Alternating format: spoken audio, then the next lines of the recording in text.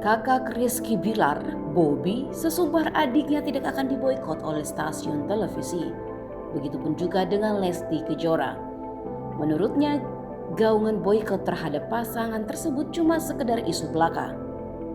Bobby merasa popularitas Rizky Bilar dan Lesti Kejora sudah terlalu besar. Dia menilai stasiun televisi yang memboikot keduanya justru akan merugi. Pasalnya dia menganggap Rizky Bilar dan Lesti Kejora adalah salah satu artis yang bisa mendatangkan banyak uang di setiap acara yang dihadiri. Seperti diketahui, Komisi Penyiaran Indonesia meminta stasiun televisi buat tidak memberikan ruang buat pelaku kekerasan dalam rumah tangga, termasuk untuk Rizky Bilar. Lelaki tersebut memang sempat dilaporkan oleh istrinya sendiri, Lesti Kejora, atas kasus KDRT. Rizky Bilar sempat ditetapkan sebagai tersangka dan hampir ditahan. Namun begitu, Lesti Kejora memilih buat cabut laporan terhadap Rizky Bilar.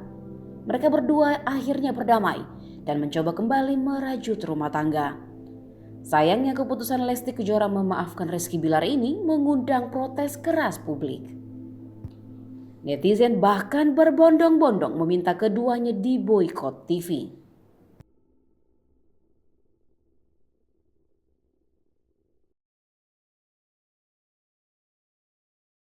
Terima kasih sudah nonton.